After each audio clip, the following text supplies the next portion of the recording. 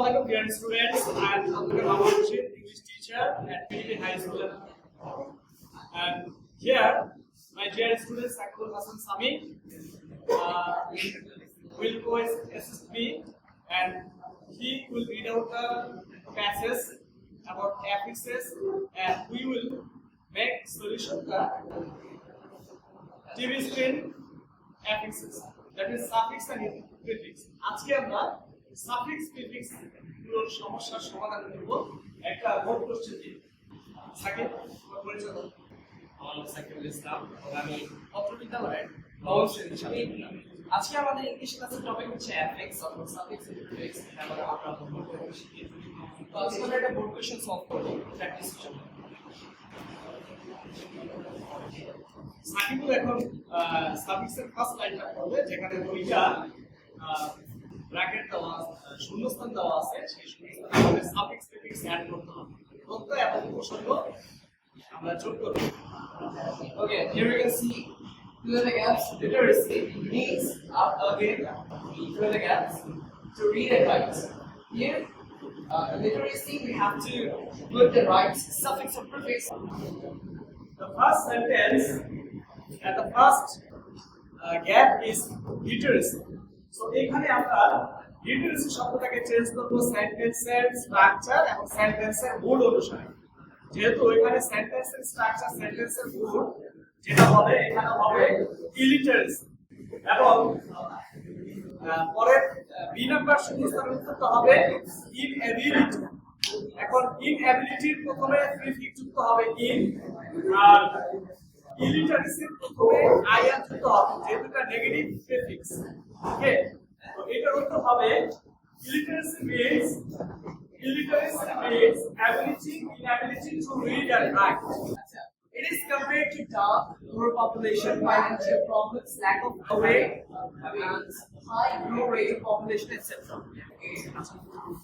এখানে যে বাক্যটা সাকিব আমি শুরু করে উচ্চারণ প্রনাউন্সিয়েশন করেছে, এই বাক্যের শুরুতে দেওয়া আছে সি নম্বরের শূন্য স্থানে দেওয়া আছে ব্র্যাকেটে ডার্ক, এবং জি নম্বরের একই সেন্টেন্সে দেওয়া আছে আওয়ার, এবং ই নম্বরে দেওয়া আছে গ্রো। এখানে একটা সেন্টেন্সে তিনটা শূন্যস্থান দেওয়া আছে। ডার্কনেস, এখানে নেস সাফিক্স যুক্ত হবে, এটা হচ্ছে নাউন সাফিক্স। নাউন সাফিক্স যুক্ত করে নাউন গঠন করে।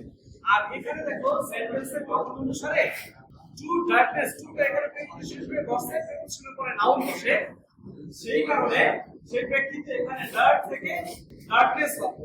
তাহলে বাক্য হবে it is compared to darkness.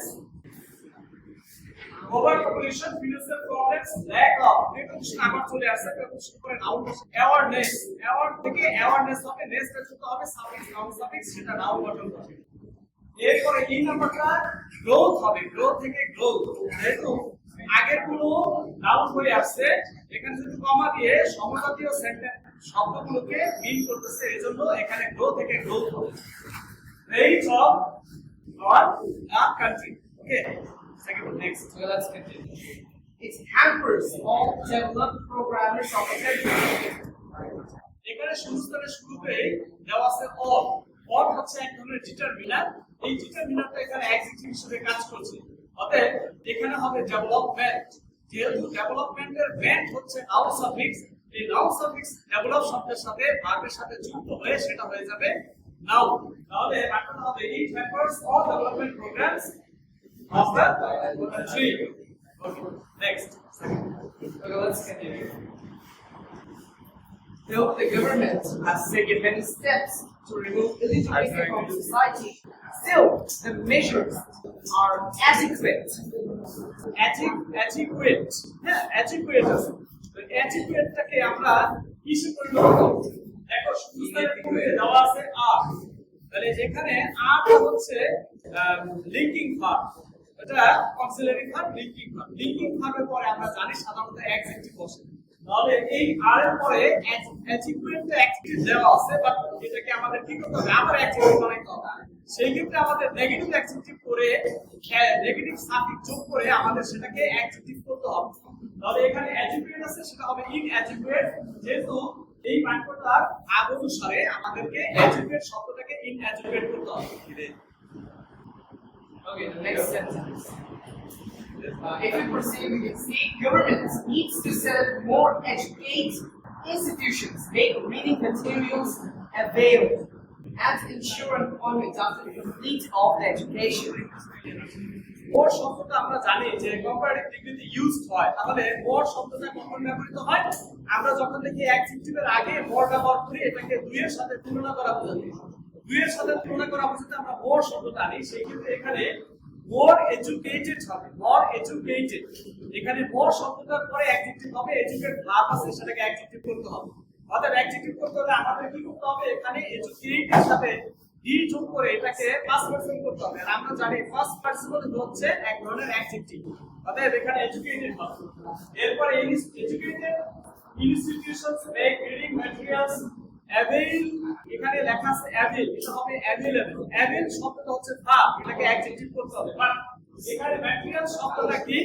Material শব্দটা হচ্ছে এক ধরনের নাউন, এখানে বাক্য শেষ হয়ে গেছে, বাট অ্যাভেইল শব্দটা কমপ্লিমেন্ট হিসেবে অ্যাডজেক্টিভ হবে। তার মানে আমরা জানি যে বাক্যের শেষে নাউনের পরে, সাধারণত অবজেক্টের পরে আমরা একটা অ্যাডজেক্টিভ এনে কমপ্লিমেন্ট হিসেবে ব্যবহার করতে পারি। তার মানে এখানে অ্যাভেইল থেকে অ্যাবিলিটি হবে। কমপ্লিমেন্ট কেন হবে? যেহেতু এখানে দা আছে, দার পর সাধারণত নাউন বসে, অতএব কমপ্লিট থেকে কমপ্লিমেন্ট হবে। এটাকে নাউন সাফিক্স যোগ করে ইএনটি যোগ করে এটাকে কি করতে হবে? নাউন বানাতে হবে। অতএব এই কমপ্লিট থেকে হবে কমপ্লিমেন্ট, কমপ্লিশন, কমপ্লিশন হবে আবার কমপ্লিমেন্ট হবে, দুইটাই হবে। এখানে উত্তরে দেওয়া আছে কমপ্লিশন, তাহলে কমপ্লিশন হবে, কমপ্লিমেন্ট হবে। ঠিক আছে, তো আজকের মতো এই পর্যন্তই। সবাই সুস্থ থাকবেন, ভালো থাকবেন, খুদা হাফেজ।